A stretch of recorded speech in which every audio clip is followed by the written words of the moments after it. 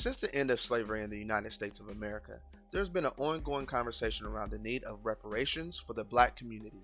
California's Committee to Study Reparations for African Americans will be meeting this week in Oakland to discuss what form of reparations could be eligible for black Americans. The First in the Nation Task Force will begin deliberating compensation packages for forms of racism and discrimination suffered in the United States. The committee will also discuss the impact reparations should have on families of black Americans who had their property stolen by white Americans during the 20th century. Kamila Moore, the task force chair, said at a press conference, "We're still in the exploratory phase. The committee doesn't expect to have a final decision during the weekend meeting." Potentially, this could mean that thousands of dollars could be sent to black Californians who are descendants of slaves. However, some politicians on the task force indicated that reparations will be a difficult case to make.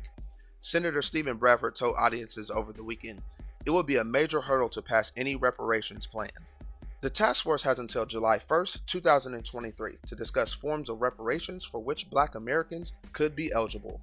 The goal of the committee is to prepare the city on a pilot program for sending reparations to a group of black residents.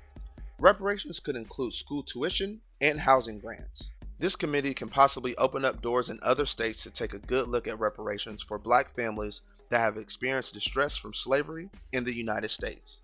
Reporting for The Griot, this is James L. Gilmore.